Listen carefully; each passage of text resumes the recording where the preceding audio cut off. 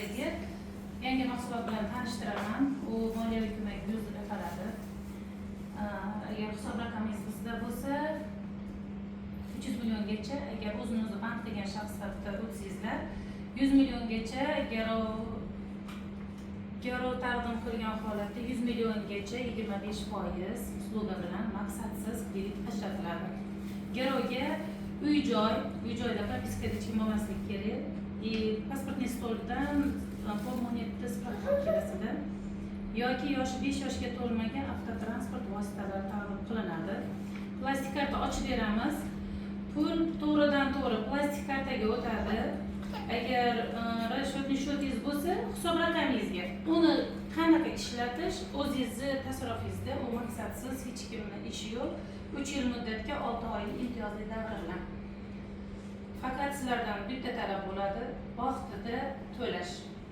Yana buni qisqacha aytib o'tib ketaveraman.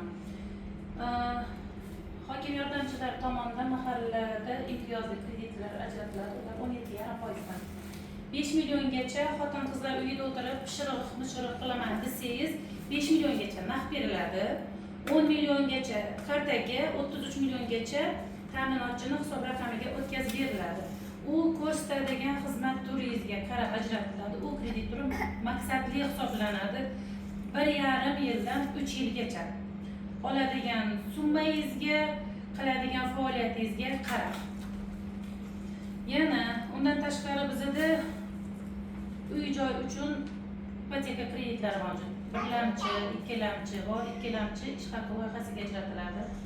Agar siz ishlaydigan tashkilotingiz Xalq bankidan oylik olib ishlovchi bo'lsa, boshlang'ich foizi 26%, yillik godovoy stavkasi 25% tashkil qiladi.